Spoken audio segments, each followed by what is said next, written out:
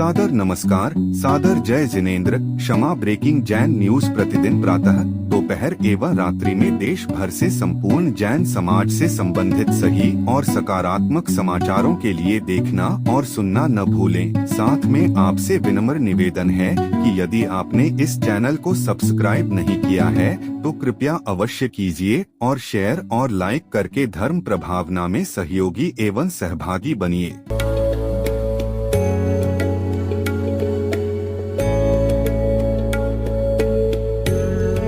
एक ऐसी संस्था जो जैन आगम के पथ पर बढ़ने वाले साधुओं की सेवा में दे रही है अपना योगदान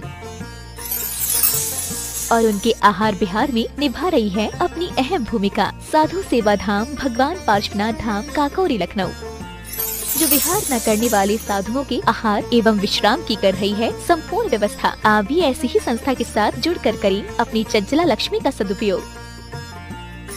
एक दिन का आहार मात्र 2100 रूपए एवं आजीवन 11,000 रूपए। इसके अलावा वर्ष में 2 दिन आपकी ओर से आहार एवं आपका नाम शिलापट पर किया जाएगा अंकित। बैंक डिटेल्स भगवान Parshvanath Dham trust, bank of Baroda, Chowk branch Lucknow. खाता संख्या 064501000299154। IFSC code BARB0 LUCKNO।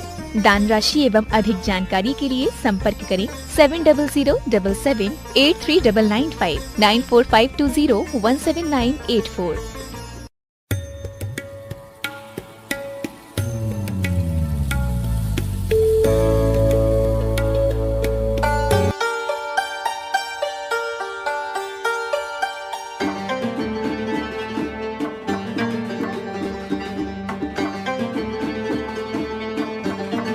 दिन पुष्पगिरी से जिन बिंब आए थे उस दिन से ही पुष्पों की वर्षा प्रारंभ हो गई।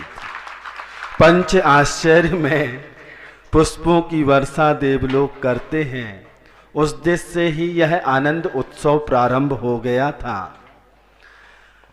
हम लोग बहुत प्रतीक्षारत थे कि कल आचार्य गुरुदेव का वह समाधि स्मरण महोत्सव, जिसके निमित्त से इतना बड़ा आयोजन इस पावन धरा पर होना संभव हो पाया, और स्वर्ण कक्ष के बड़भागी भाग्यशाली लोग कि इनके हिस्से में ये पुण्य आया।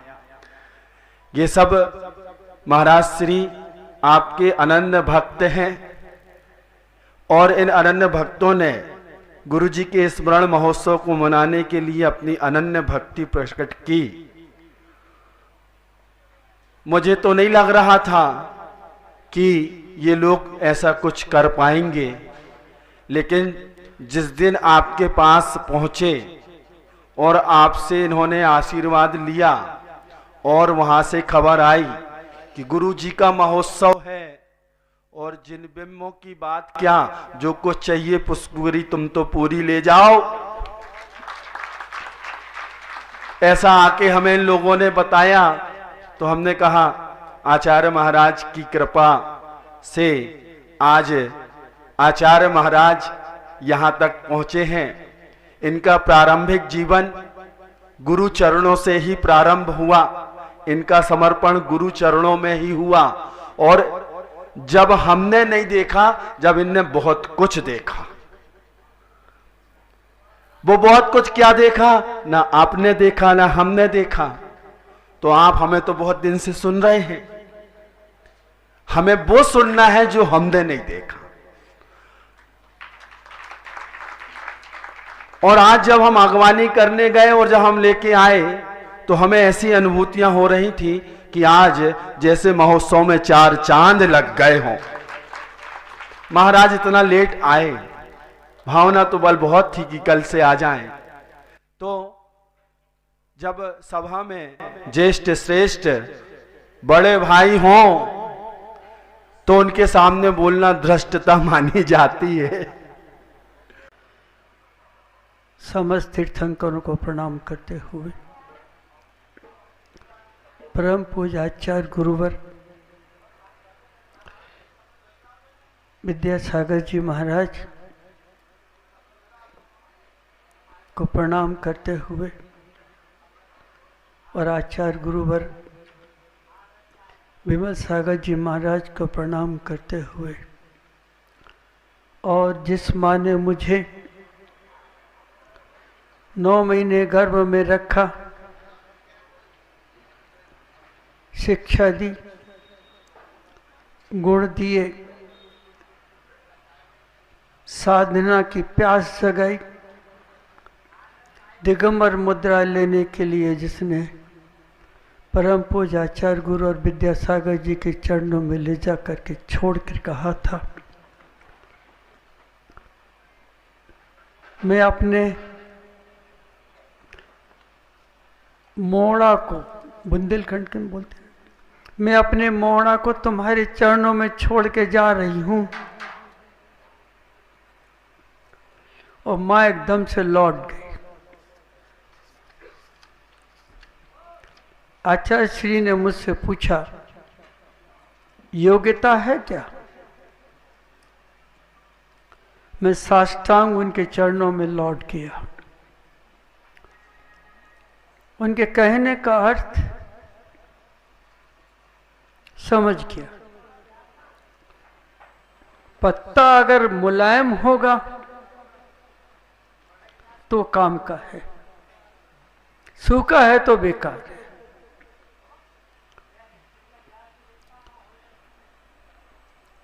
बोले जाओगे तो नहीं? मैंने कहा मृत्यु के बाद जा सकता हूं। चरण में आके तुम्हारे मैं कैसे लौटूं? मां ने सौंपा है तुम्हें, तुम्हारे गुणों को मैं लौटूं, सब ले लूंगा आपसे। उन्होंने बहुत अच्छी बात कही, तेरा भाग्य प्रबल है, बस एक शब्द था। साष्टांग उनके चरणों में मैं लौट गया।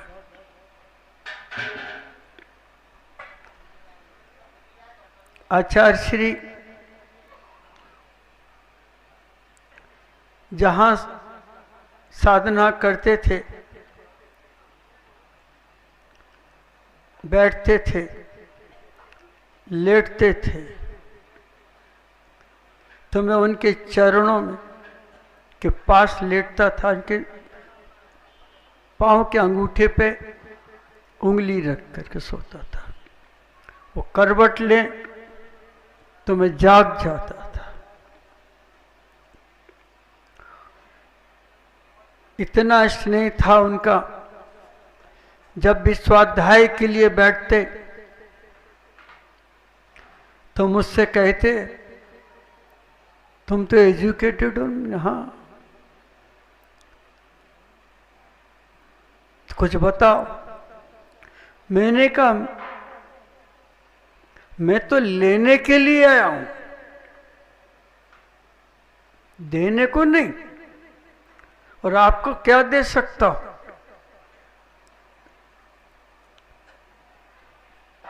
तो मुस्कुरा देते थे। जब भी स्वाध्याय होता था तो बोलते थे इसका अर्थ बोलो, बोल देता था तो आनंदित होते थे। उनकी चर्या में मैं ही चलता था, वहीं लेटता था, वहीं बैठता था। कहते थे मुझसे, तुम क्या सोचते हो? मैंने कहा आपके सामने क्या सोचना। और आज मेरी किस्मत देखो,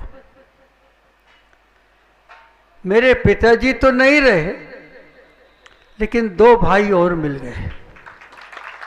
उठा, ये 2 भाई मिल गए। आनंद की वर्षा उठी। कितने वर्ष बीत गए, कितना समय निकल गया। आज आनंद की लहर है। दिल के आईने में उनकी तस्वीर छप गई है। और जो मुझसे बिछड़ गए थे वो दोनों मुझे मिल गए हैं आज। वही संग,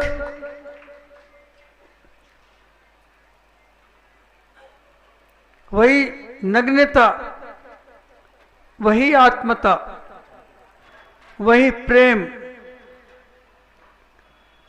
और जिंदगी में अगर आप सोच के देखना एक बार, वात्सल्य तो कुछ समय रहता है, लेकिन प्रेम एक ऐसा तत्व है कि वह निर्माण तक लेकर के जाता है। अगर गुरु के प्रति प्रेम आपका जाग गया है तो सम्यक की भूमिका आपकी बन गई है। परमात्मा के प्रति अगर आपके अंदर श्रद्धा पैदा हो गई, और श्रद्धा है क्या चीज? व्हाट इज श्रद्धा? क्या है वो? एक ऐसी अग्नि है श्रद्धा, दिल के और दिमाग के सारे कचरे को जलाती है। एक ऐसी अग्नि है कि प्रेम का दिया जला करके वो परमात्मा बनाती है। श्रद्धा क्या है? तुम्हारे कर्मों को जलाने के लिए वो एक रूप लेके आती है जो लोग नहीं समझ पाते। श्रद्धा की गहराई में जिस समय तुम लोग उतरोगे ना, उस दिन तुम्हें एहसास होगा कि who is living in my body, who is talking, who is listening, who is coming, who is going. कौन है? कौन है वो? क्यों नहीं मिलता हमें? क्यों छुप करके बैठा है? तो श्रद्धा कहती है कि समझ जाओ, चरणों में नतमस्तक हो जाओ। आज तक जो तुमने किया है मैं उनमें आग लगा दूंगी। श्रद्धा ऐसी है जो हमारे संसार के शब्दों के लिए, संसार की आकांक्षाओं के लिए, जीवन की वासना और कामनाओं को लिए वो आग लगाती है। श्रद्धा कभी आपने सोचा भी नहीं होगा श्रद्धा कितनी गहरी है। अग्नि भी है, जल भी है, शीतल भी है, गर्म भी है और मधुर भी है वो श्रद्धा। तुम उनके चरणों में जब एक हाथ की उंगली रख करके सोता था, जैसे पांव हिलाए तो तुरंत उठ के देखता था कि क्या है। वो सारी चीजें आज तक मेरे दिल के बाहर जा नहीं सकी। चाहा था कि मैं कुछ और सोचूं, लेकिन सोच ने मुझे सोचने ना दिया, विचार नहीं करने दिए। मुझे बहुत दिन याद आता है। आज मेरे मित्र, भ्राता, भाई, छोटे नहीं, मैं बड़ा बनने में अहंकार पैदा होता है। प्लीज, बेटा जब बाप की गोदी में लेटता है तब उसे आनंद आता है। अगर वो कहेगा बाप बड़ा है दूर रहो तो फिर कैसे मिलेगा?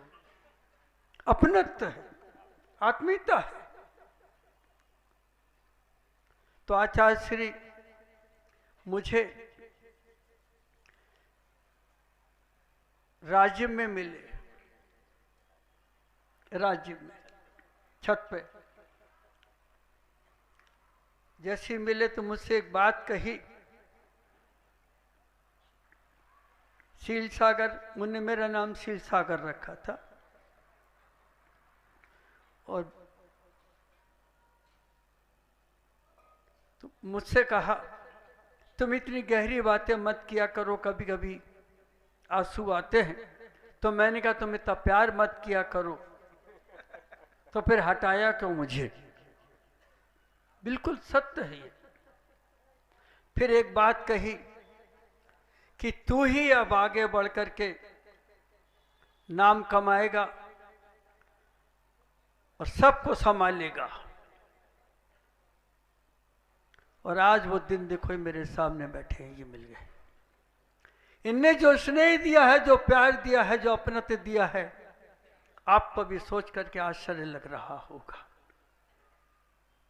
क्या साधुओं में इतना प्रेम होता है? अरे प्रेम में ही सब कुछ होता है। ज्ञान एक तरफ है,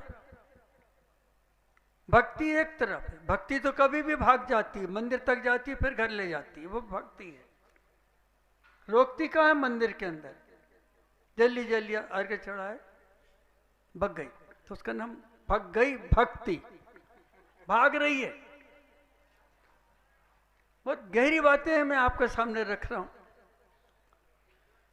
आचार्य जी ने फिर कहा मुझे, उस समय तरुण सागर, अरुण सागर, सौरभ सागर और एक और थे, बोले ये चारों मुझे दे दो। मैंने कहा आपकी ही दौलत है और आप ले जा सकते हैं इनको। राज्य की बात है ये। और राज्य में एक बात और कही थी कि ये ही संभालेगा, आप यही संभालेगा। मैं मौन रहा, एक शब्द नहीं कहा, बस उनके चरणों में बैठता, और जो आज्ञा करते बस वही बात करता।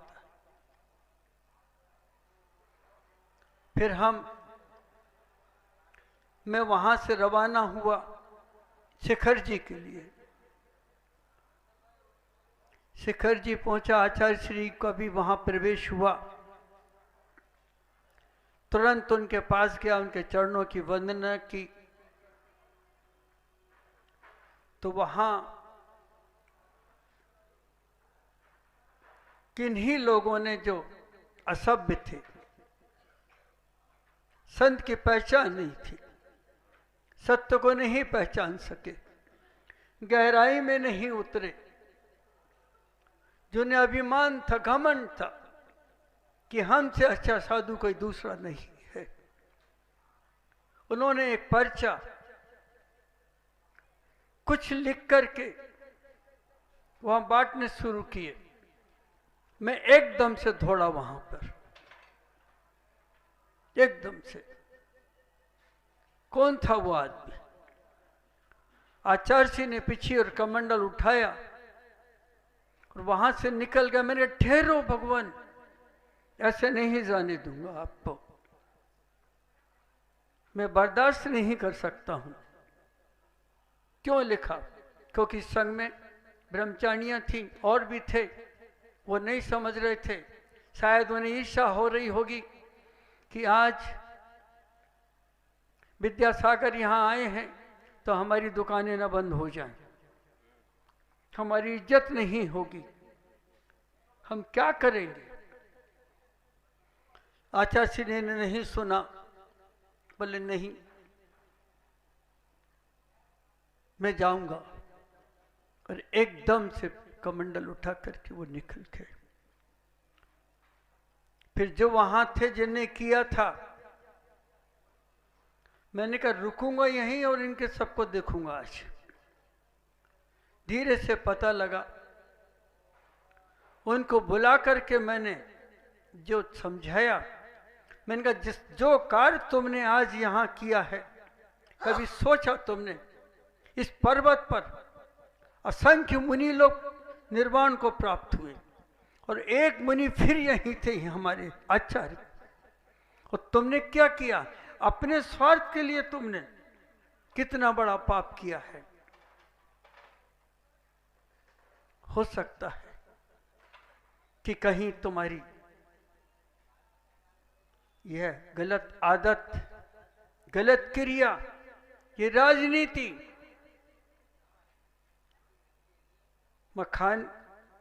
खाने का कीड़ा ना बना दे तुम्हें। घबरा गए, बोले क्षमा करें। मैंने कहा क्षमा उनसे जाकर के मांगो आप। वो तो निकल गए थे और मैं जानबूझ के रुक गया था वहां पर गुरुजी के। मैं बाद में आऊंगा, देखता हूं इनको। फिर घटना घटती है, आपके सामने रख रहा हूं, एक से एक घटना है। उस समय तो मैं ब्रह्मचारी था जब उस समय की घटना है। एक जगह आहार के लिए पहुंचे, कुछ ऐसे लोग थे जो साधु को नहीं मानते थे। उस गांव में उन्होंने मिर्ची डाल दी पानी में, हरी मिर्च, खूब पानी को खोला दिया। और आचार्य श्री के जब आहार को गए, जैसी अंजलि में पानी मुंह में रखा, एकदम से छोड़ा। मैं भी वहीं था। बड़ा दुख हुआ मुझे, कैसे कैसे लोग होते हैं, परमात्मा को भी नहीं छोड़ते। अरे सौभाग्यशाली हो तुम लोग। हम लोगों ने, किसी ने, जितने यहां बैठे हैं, उसको पड़ोसी की कसम, इंसान सही सही बता देना मुझे, आज तुम लोग, आज तक किसी ने परमात्मा को नहीं देखा है। देखा तो बताओ। पत्थर के परमात्मा की बात नहीं करता हूं मैं आप लोगों से। क्या आपने परमात्मा को देखा है? महावीर स्वामी से मिले हैं, आदिनाथ से मिले हैं, या 24 तीर्थंकरों से मिले हैं, या और सारे परमात्मा जो जगत के, जो असंख्य अनंत हैं, हम नहीं जान पाते हैं। क्या देखा आपने किसी ने आंखों से? प्लीज बता दीजिए, बोलिए ना। पड़ोसी की कसम, नहीं देखा। अब आप सोचिए, आपने परमात्मा को नहीं देखा, तो जिस व्यक्ति ने, जिस आत्मा ने परमात्मा को पढ़ा होगा, देखा नहीं होगा, उनका रूप दिगंबर मुद्रा लेकर के तुम्हारे घर आते हैं, तो समझ लो कि आज हमारे विद्यासागर, हमारे परमात्मा यही हैं, हम यही हैं। ये मुद्रा, ये साधारण नहीं समझना आप। यही मुद्रा वो है जो तुम्हें परमात्मा बनने की प्रेरणा करती है। देख लो, इसी मुद्रा के अंदर छुपा है तुम्हारा परमात्मा। जिस शरीर को तुम सजाते हो, नहलाते हो, घुमाते हो, खिलाते हो, पिलाते हो, उसी शरीर के अंदर है। अरे हीरा जो होता है कोयले की खान के अंदर होता है, ये ध्यान रखो। वो हम लोग वही हीरे हैं, ये सब बैठे यहाँ पर, उस खान से ही निकले। सोचना चाहिए। मैं तो इन लोगों की समर्पण, भक्ति, प्रेम, सेवा, वात्सल्य ऐसे मेरे पीछे लग गए। मैं तो घबरा गया कि मैंने कहा भगवान आज कहां से मिल गई ये भगवान। हो सकता है कि गुरुजी सर वहां अपने बैठे हैं इंद्रवाण काल के उसमें, वो शायद इसीलिए कि जाओ पुष्पदन को पकड़ के लाओ। तो ये एक घटना बताता हूं आपको, बहुत छोटी सी है, गुरुजी के साथ की।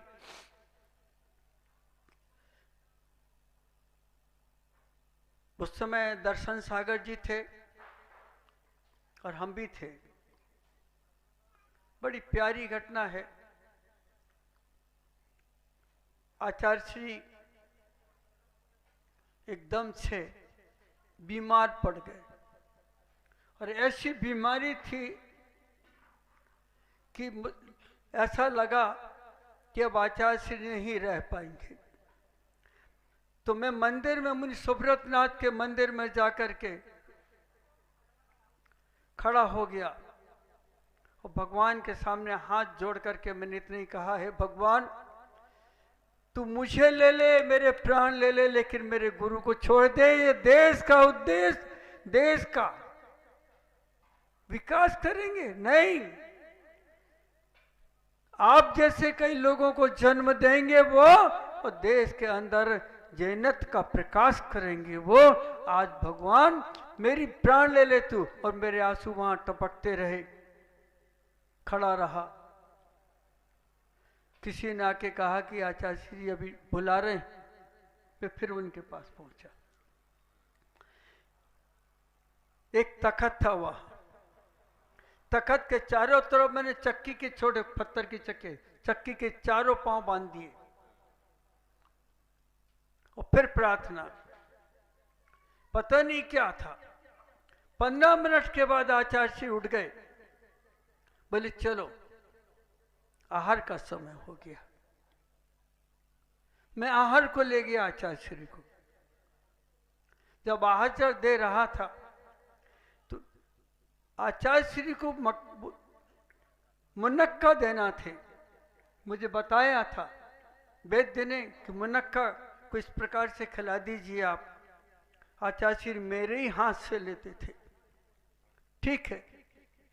तो एक बूढ़ी दाई थी, दौड़ करके आई। मैंने कहा भगवान इस जंगल में, नैनागिरी की बात है भगवान, मैंने कहा कि कहाँ जाऊं मैं, कैसे जाऊं मैं, कैसे लाऊं। तो एक बुढ़िया आई अचानक, उसने मेरे दुपट्टे को खींचा। मैंने क्या? बोले मुनक्के लाई, जैसे भगवान ने पहुंचाई। मैंने कहा नहीं, कुछ भी नहीं किया, मुनक्के आ गए। और मैं मुनक्के जब आचार्य श्री को देख करके देने लगा तो मेरे से फिर दुपट्टा खींचा मेरा पीछे से। मैंने क्या? बोले थोड़े मेरे लिए बचा दे।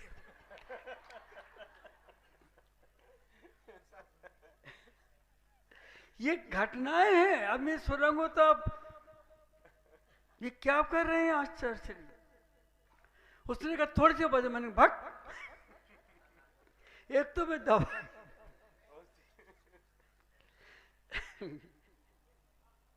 दवाई दे रहा हूं उनको।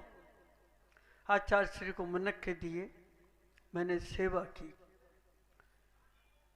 आचार्य श्री बोले क्यों इतनी तू मेहनत करता है? मैंने कहा प्राण बचाने के लिए करता हूं। मुस्कुरा देते मेरे साथ, और जब चलते मेरे साथ मेरे कमर को हाथ रख लेते थे या कंधे पे हाथ रखते थे और चलते थे आचार्य श्री, बहुत प्रेम से। फिर एक घटना घटी। आचार्य श्री नैनागिरी में थे, वो चले गए साधना के लिए, तो मैं भी चला गया। दरवाजा बंद। दरवाजे में देखा तो एक नाग आ गया बहुत बड़ा, और जाकर के दरवाजे में बैठ गया। अब ना वो उठे ना हम उठे। उसके पहले वो मेरी गोदी में आया तो आधा इधर बैठा, आधा इधर बैठा। हाँ, आचार्य जी उधर बैठे। अब मैं क्या करूं मैं? तो मैंने कहा जो कुछ करना है इसको करने दो, मैं तो नहीं उठता। वो उतरा तो दरवाजे पे जाके यूं ऐसा लपट के बैठ गया।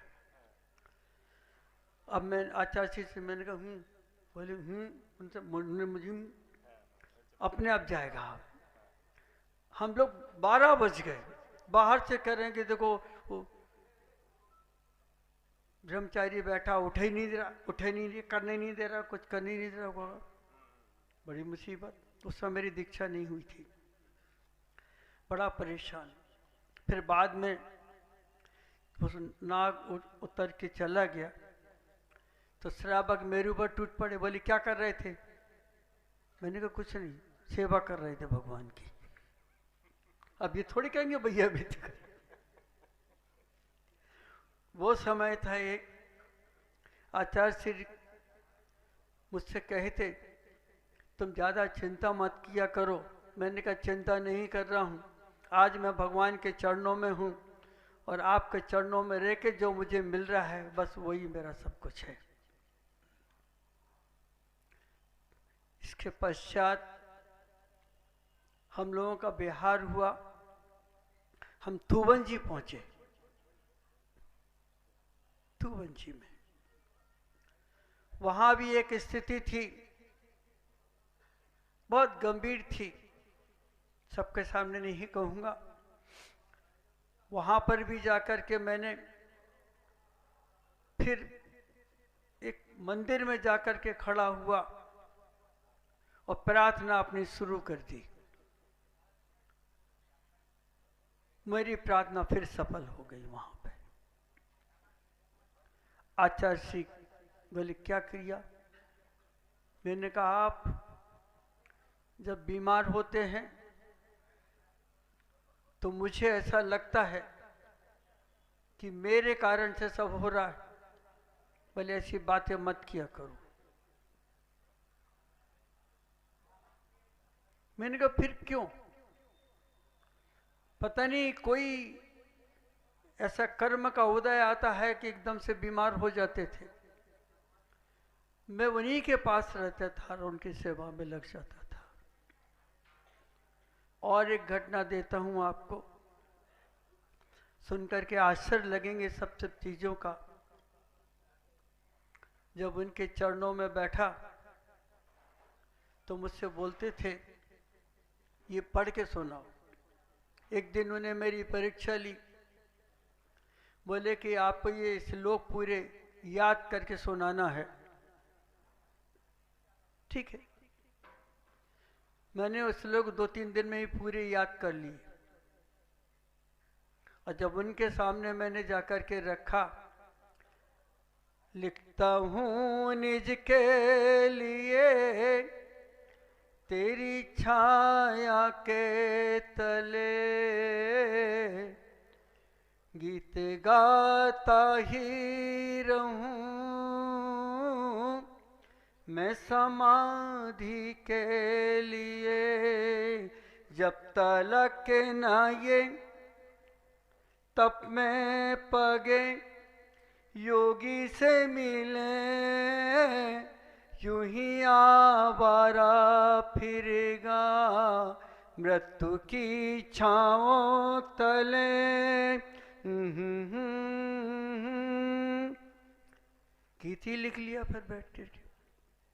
क्या करते? और आचार्य श्री के पास बैठने का मकसद इतना होता था कि जो ऊर्जा वहां मिलती थी और कहीं नहीं मिलती थी।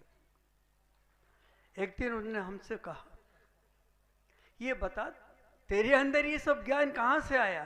मैंने कहा आपको देख के आया।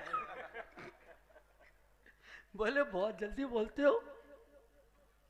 मैंने कहा भगवान बोले इससे सारे गुण तूने कैसे समेट लिए? हमने कहा महाराज जी आप कुछ कहना नहीं मेरे से, बता देता हूं मैं आपको। शक्कर को देख करके चींटियां आ जाती है। बोले तू क्या क्या बात करता है? मैंने कहा इतनी मिठास है आपके अंदर। आप जब भी स्वाध्याय करते मुझे अपने पास बिठा लेते। तो एक दिन वो आचार्य जी बोले, मैंने उनसे पूछा कि पुद्गल पुद्गल क्या होता, आप क्यों करते हैं बार बार पुद्गल पुद्गल? तो बोले तूने फिर बीए कैसे कर लिया?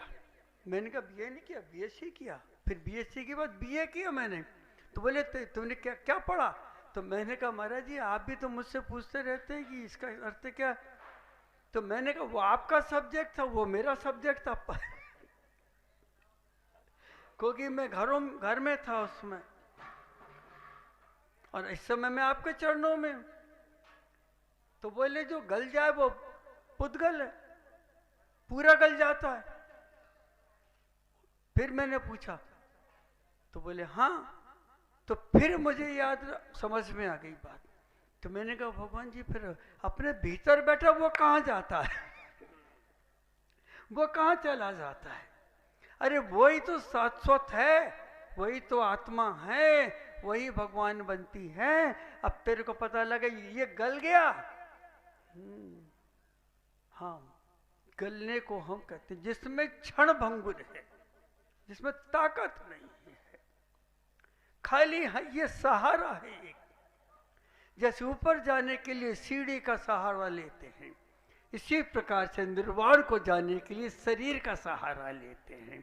इस शरीर के साथ एक और जुड़ा है। ऐसी मैंने बात तो मैं कहती, बोली क्या? मैंने कहा मन जुड़ा है। तो मन भी निर्वाण को प्राप्त करेगा क्या? बोले ज्यादा बोलता है। ऐसी छोटी छोटी बातें बहुत सारी हुआ करती थी और आचार्य श्री को मैं एक्सेप्ट कर लेता था, दिल के अंदर रखता था। एक एक शब्द उनका मैं भीतर लेके जाता था, तो बड़े खुश होते थे मेरे से। एक दिवस की बात है, आचार्य श्री हम सब लोग, गांव का नाम तो भूल रहा हूं, बिहार करके गए थे। और बिहार में, क्योंकि मैं आया ही हुआ था उस समय, पाँव में बड़े फफोले आ गए, ऊपर तक आ गए बड़े बड़े, मुझसे चलता नहीं बना। तो आचार्य श्री 8 बजे पहुंच गए। दमोई के आगे कोई गांव था और मैं वहां पे 12 बजे पहुंचा। याद नहीं महाराज जी, अभाना पहुंच गया। तो वहां पहुंच गया। जब वहां पहुंचा तो आचार्य जी बड़े चिंतित थे कि सुशील कहाँ गया, सुशील कहाँ गया। मेरा नाम सुशील था और शील सागर रखा था ना बाद में। मैं घबरा गया। मैंने उन्हें फपोले देखे तो बोले एक काम कर, तू चला जा। मैंने कहा नहीं जाऊंगा। मैंने कहा था ना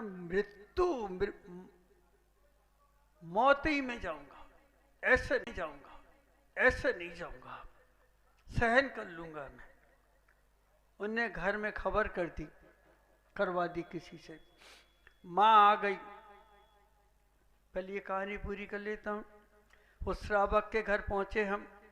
बोले ब्रह्मचारी जी आप तो घर लौट जाओ, बेकार हो, नहीं चल पाओगे आप। मैंने कहा बड़ी मुश्किल। मैंने कहा नहीं, मैं तो नहीं जाऊंगा घर अपने। फिर खबर गई, माँ को बुलवाया। माँ आ गई, बोली क्या हुआ तुमको।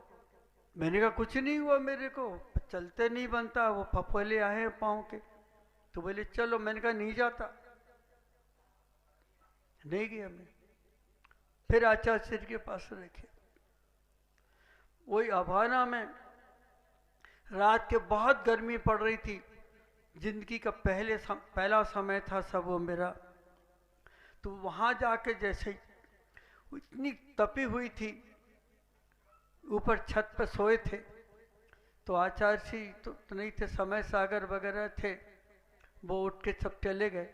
तो समय सागर के पाटे के ऊपर जाके मैं लेट गया। उसमें ब्रह्मचारी था, याद रखना, मुनि। लेट गया तो सवेरे आचार्य जी के पास वो बात पहुंच गई कि ये पाटे पे लेटा। आचार्य जी ने बुलाया, बोले तुम पाटे पे लेटे थे। मैंने कहा बहुत वो लग रही थी गरम। अच्छा, तो मेरे को लगा अब क्या होगा। बोले साधु के पाटे पे नहीं लेटा करो। हम कहा ठीक है। तो फिर हम कहा जमीन पे सब चलते तो उस पर भी ना चल उस पर भी ना चलूं क्या। बोले ज्यादा बोलता है बस एक ही सब बोलते, वो ज्यादा बोलता है। बड़ी मुसीबत हो गई। इसके बाद फिर नैनागिर जब दोबारा आए थे हम लोग, तो नैनागिर पहुंचे तो परिचित थे मेरे। जब मैं घर में था तो 5 होटल थे, दुकानें थी, कैंटीन थे, ऐसे मिला के। तो वो डाकुओं ने मुझे देख लिया। वो 5 डाकू वहीं आ गए नैनागिर में, सब बंदूक लिए। मैंने कहा सब मारेंगे, ये क्या करेंगे। बोले तो मैं पहचान सका उनको। बोले चलो घर चलो। मैंने क्यों। बोले तुम तो यहाँ कैसे आ गए। अरे नहीं, मैंने कहा भगवान बैठे हैं, चल तेरे को मिलाते हैं उनसे। तो उनकी बंदूक मैंने एक तरफ रखवा दी, एक तरफ बाहर, और उनके दर्शन के लिए लाया। बड़े खुश हुए। तो मैंने उनको समझाया, आचार्य जी ने भी समझाया कि ये सब छोड़ो। तो बोले कि वहां आ जाओ आप। नैनागिर में 2 किलोमीटर 1 किलोमीटर दूर एक स्थान था, पानी था, वो झरना था थोड़ा सा। मैं चला गया लेकर के, आचार्य श्री को लेकर के चला गया डाकुओं को फ्री करने के लिए।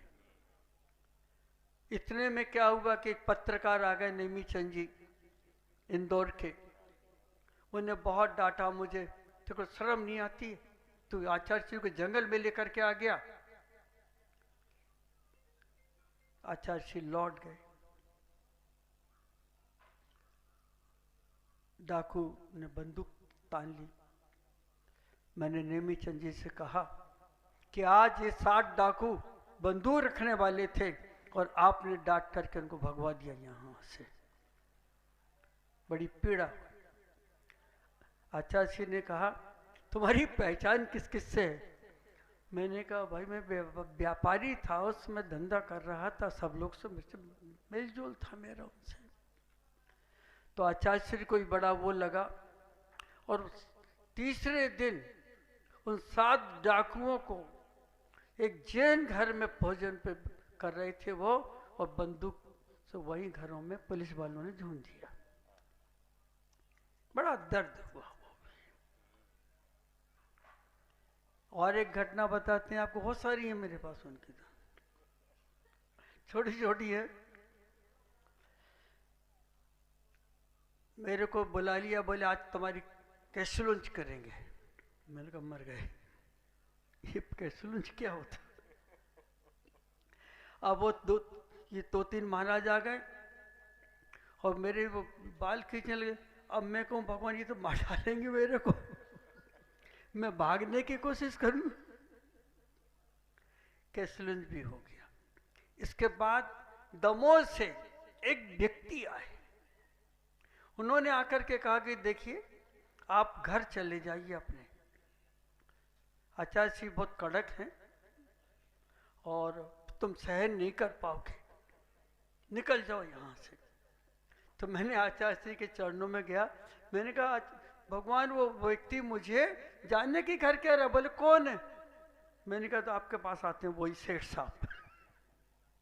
तो उनने आना ही बंद कर दिया। ऐसी कई घटनाएं मेरे जीवन में आचार्य श्री के समक्ष होती रही। एक दिन फिर बिहार कर रहा था, फिर से तो वहां देखा सीता की लट चल रही थी। तो आचार्य श्री बोले मैंने कहा वो तो उधर जा रही है, उधर क्यों चलने अपन? बोले तू अपने मन की करता है, मेरी नहीं सुनता। तो मैंने कहा वो जाके करेंगी क्या उसको? फिर आ गए और 1 घंटा। आचार्य श्री हम बहुत मजे से रहते थे। ऊपर मंदिर में भगवान, कहाँ? दमोह वाले के पास में ऊपर मंदिर, हाँ ऊपर का, हाँ वहां चले गए थे। ऊपर बैठा था मैं, छुलक जी याद है क्या नाम था वो? कुंडलपुर में। कुंडलपुर की बात बताता हूँ। एक सज्जन आए, पत्रकार था वो, पता नहीं क्या आचार्य श्री को कह रहा था। मैंने कहा ए नॉनसेंस, गेट आउट, गो, हरी अप। बोला कुछ उल्टा सीधा बोल रहा था। मैंने कहा उठिए, नहीं तो मैं तुझे यही फेंकूंगा, धक्का मारूंगा। वो जैसे ही तो आचार्य बोले नहीं नहीं नहीं, अहिंसा अहिंसा अहिंसा, ये नहीं करना। आचार्य श्री तो वहीं रहे और मैं उसके पीछे दौड़ा, उसको यहीं से फेंकूंगा नीचे ले जा करके। मेरे गुरुजी के अपशब्द कर रहे हूं। तो जैसे वो मैं उसके पीछे भागा, लेकिन वो नहीं मिला, वो निकल चुका था। तो ऐसी कई घटनाएं थी जो जीवन में गुजर रही थी। फिर एक दिन आचार्य जी के साथ बिहार में चले हम, और वो बिहार लंबा था, बहुत लंबा था। निकल गए हम लोग, कहाँ? जयपुर की तरफ। देखना महाराज जी, आपका समय तो नहीं हो रहा है, आपको पूजा पाठ आ जाएगी नहीं तो। हाँ यार, तो आनंद ही आनंद आ रहा है। हाँ लोगों को सुनने का मन हो रहा है। अरे तुमको सुनना, ये तो इनकी तो, इन्हें तो भूख लगी। ये थोड़ी अपने जैसे, ये तो श्रद्धालु हैं। तो हम लोग जयपुर गए, भगवान आप लोग ध्यान से सुनिएगा, है ना। वहाँ पे गए जयपुर में, और नसिया में रुके हम, दीवान जी की नथिया में। इतनी भयंकर बीमारी आचार्य श्री को, एकदम से उठ ही नहीं पाए। तो मैं क्या करता था, आप उसका नेगेटिव लेना मत सोचना, पॉजिटिव सोचना। आचार्य जी की जब बीमार पड़े तो सिर्फ मेरे ही साथ रहते थे, तो चर्या के लिए मैं ही लेके जाता था उनको। तो मैं सवेरे 6 बजे जल्दी उठता और जाकर के चौके वाले के यहाँ चला जाता और धीरे से उनसे कहता कि ये ऐसा ऐसा करना है, ऐसा ऐसा करना है। और फिर आचार्य जी को अपने हाथ से कंधे पे हाथ रखा के और फिर लेकर के जाता वहाँ पर आहार के लिए। तो आचार्य श्री से कह दिया किसी ने कि रोज शील सागर रोज सवेरे जाकर नाश्ता करता है। मैं आया तो बोले नाश्ता कर लिया। आचार्य श्री ऐसे ही बोलते थे, नाश्ता कर लिया। मैंने आपके लिए तैयारी करने जाता ना, वो दवाइयों की बनाना पड़ती थी। तो बोले अच्छा। बहुत भयंकर बीमार थे और मैं उनको ही सब क्रिया कराता था आचार्य श्री को। तो उस दिन क्या किया, संघ के साधुओं ने मुझे वहां जाने से मना कर दिया और एक आदमी लट्ठे लेके खड़ा हो गया, बोले भीतर नहीं घुसोगे आज। 12 बजे तक आचार्य श्री नहीं उठे। तो मेरे पास आए, आपके महाराज लोग थे, नाम नहीं बताऊंगा।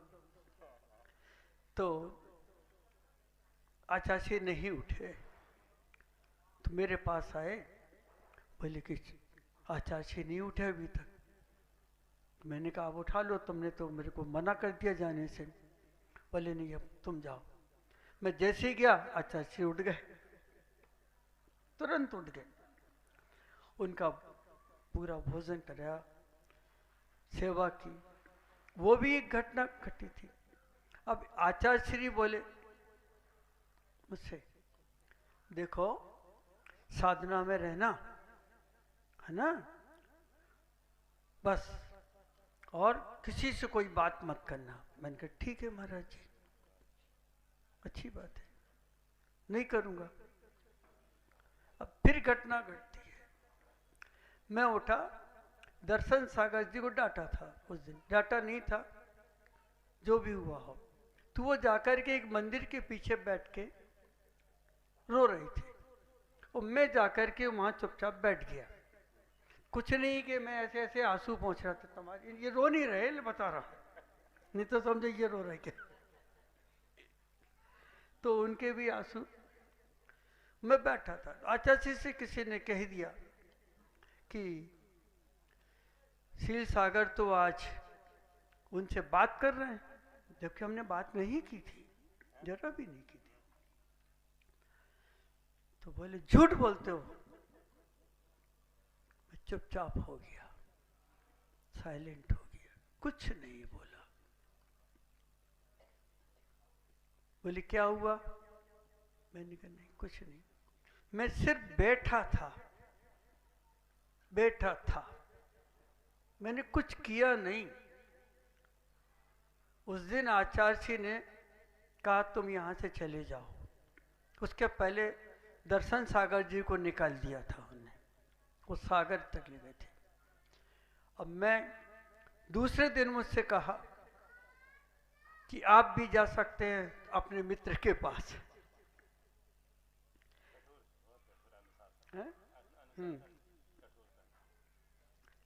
तो मेरे गिर पड़ा, रोने लगा, नहीं माने, बोले आप जाइए।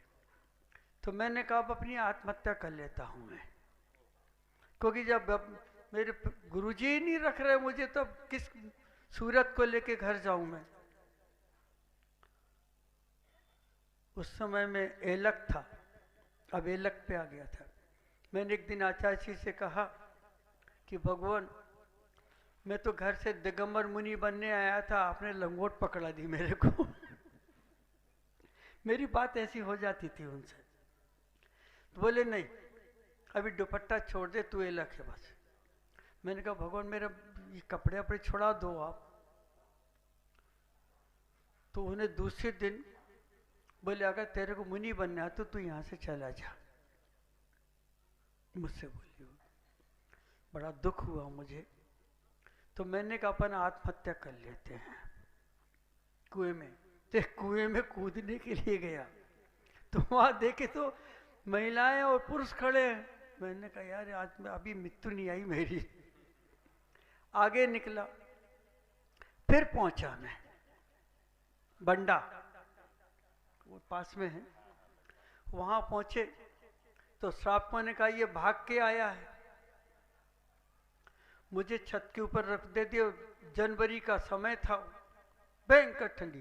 तो मैं रात भर यूं बैठा रहा।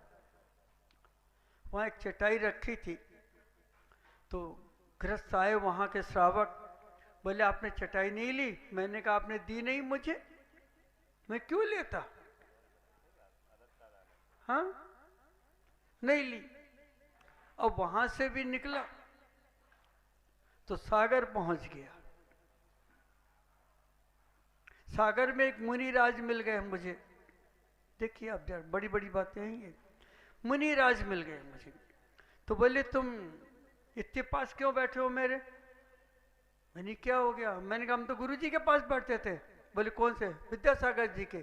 तो बोले वो होंगे विद्यासागर जी, तुम क्यों बैठा मेरे पास? तो वहां से हम लोग उठ करके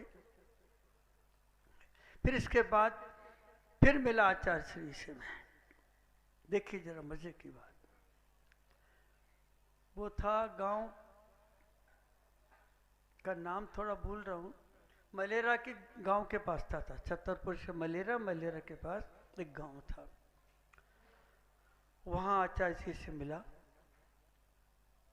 तो आचार्य श्री बोले अब क्या चाहते हो? हमने कहा कुछ नहीं चाहते,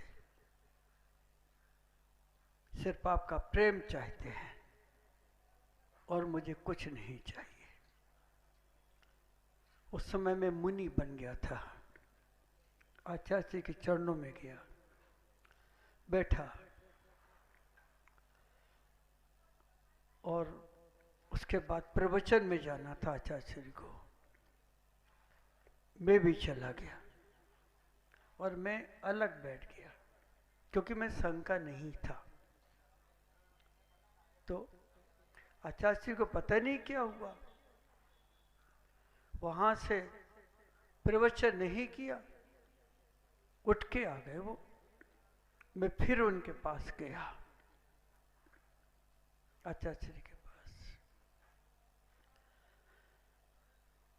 बोले तू मेरे पीछे क्यों पड़ा? तो मैंने कहा तुम ही ने तो पीछे पड़ा था मुझको। पहले से अगर प्यार नहीं करते तो हम भी नहीं आते। ऐसे करते करते काफी समय व्यतीत हो गया। फिर एक दिन आचार्य श्री की सूचना आई कि तेरी सारी जितनी पुस्तकें तूने लिखी हैं वो मुझे दे दे। तो मैंने सारा बंडल बना के 250 पुस्तक लिखी मैंने महाराज।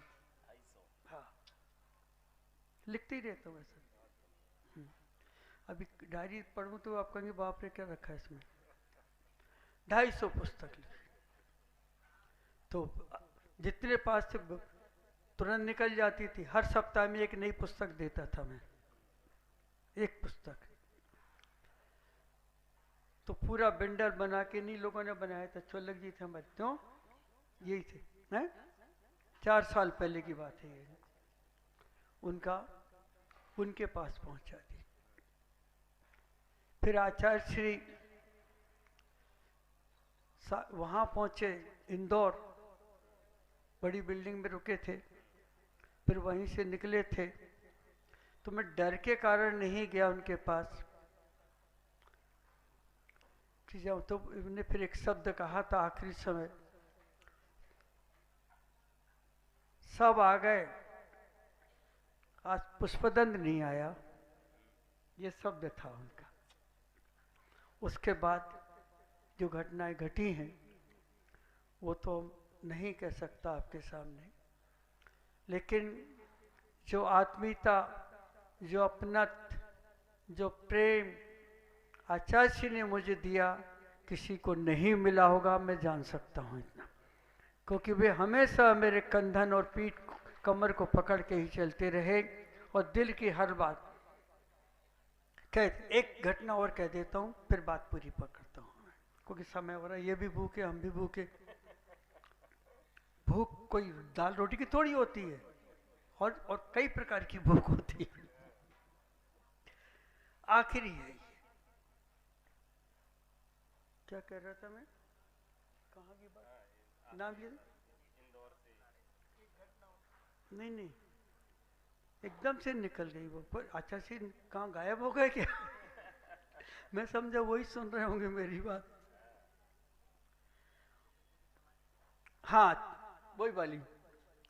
नैनागिरी में थे भगवान, एक छुल्लक जी आए थे, और वो आए थे वहां से अजमेर से, और राजा से अजमेर में रहे, अजमेर से वहां थे, यहीं आए थे मेरे पास पहली बार। तो वहां की बात बता रहा हूं।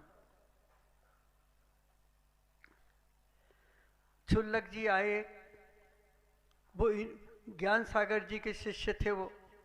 तो आचार्य जी ने ज्ञान सागर के शिष्य रख लो इसको अपने पास। तो हम लोग नैनागिरी में ही थे, तो उनको रख लिया। अब अचानक उनकी मृत्यु हो गई। अब हुई नहीं थी उस समय, बीमार पड़ गए वो, बहुत बीमार थे। तो मंदिर वाले मंदिर में रुके थे हम नैनागिरी के। तो वहां वो रात के 9 बजे बोलते हैं, मुझे खाना खाना है, मुझे रोटी खाना है, मुझे खाना खाना है, भूख लगी। छुल्लक जी। तो आचार्य श्री बोले, अब क्या करोगे तुम? मैंने कहा रुको तो सही आप। मैं गया, एक थाली उठा लाया मंदिर की, और उसमें मैंने इतने बड़े बड़े पत्थर रख दिए। हाँ, और उसके पास छुल्लक जी क्या है? मैंने कहा गुरुजी, बोले क्या थाली में लाया? तो मैंने रुको तो बताता हूँ आखिर। तो मैं गया, उनके सामने थाली रखी। तो मैंने कहा छुल्लक जी खाना आ गया, ये थाली में रखा है, खाना है खा लो, लेकिन खाने के बाद मृत्यु हो जाएगी तो नरक जाओगे। उसने लात मार दी, थाली में लात मार। तो आचार्य जी कहते, तू करता क्या है, तेरे दिमाग में है क्या? वो हंसने लगते। एक और कहता हूं, आचार्य श्री बैठे थे और शुद्ध आत्मा की करने वाले लोग आ गए भगवान, कांजीपंथी वहां आ गए, और एक शब्द चल रहा था। तो उसने कहा कि मुझे तो आत्मा की अनुभूति बहुत अच्छी होती है, और आचार्य श्री ने सब समझा दिया था। आत्मा की अनुभूति कभी गृहस्थ को नहीं हो सकती, होगी तो वीतरागी मुनि को होगी, नहीं तो नहीं होगी उसको भी। नग्नता के लिए काम नहीं आती, वीतरागता काम में आती है। एक विज्ञान है तो एक वीतराग विज्ञान है। विज्ञान अगर पदार्थों की गहराई में जाता है तो वीतराग विज्ञान आत्मा की गहराई में जाता है। समझ गए? तो बोला नहीं मुझे होती। तो आचार्य जी बोले कैसे होती है? अब देखिए बहुत गहरी बात है। तो आचार्य जी मुझसे बोले इसके पीछे की गांठ खोल दे, कपड़े की, कपड़े उतार इसके। तो मैंने जैसे खोली, गांठ खोली, तो उसने मुझे क्या कर रहा है? तो आचार्य श्री बोले तू तो आत्मा में डूबा था ना, तू तो आत्मा में डूबा था, तू अब कैसे बोल रहा है? बोले मुझे माफ करो, माफ करो। वहां से चले गए। ऐसी बहुत सारी घटनाएं हैं। आज अपने भाइयों को देख करके, साधर्मी को देख करके मैं गदगद हूँ, और सोनकच्छ वालों से भी कहता हूँ कि आपने बड़ा मुझे एक अवसर दिया है। भगवान, पूरा देश में घूम चुका हूँ, एक ही समाज मैंने ये देखी यहाँ की, कि इनकी समाज में परस्पर में एक अनुशासन बहुत अच्छा है। इनके जो अध्यक्ष हैं, उपाध्यक्ष जो भी हैं, जो वो निर्णय करेंगे पूरी समाज वही मानती है। ये मैंने पहली बार देखा है और जहां भी जाता हूं यही कहता हूं कि समाज देखना है तो सोन कक्ष की देख लो, सोना भी है, कक्ष भी है। Kshama breaking Jain news YouTube channel पर विज्ञापन देकर धर्म प्रभावना में बने सहभागी। विज्ञापन देने हेतु संपर्क कीजिए मोबाइल नंबर 9026900740 एवं समाचार एवं वीडियो भेजने हेतु WhatsApp number 9335236222। Kshama breaking Jain news YouTube channel देखने के लिए आपको बहुत बहुत धन्यवाद। सादर प्रणाम, सादर जय जिनेंद्र।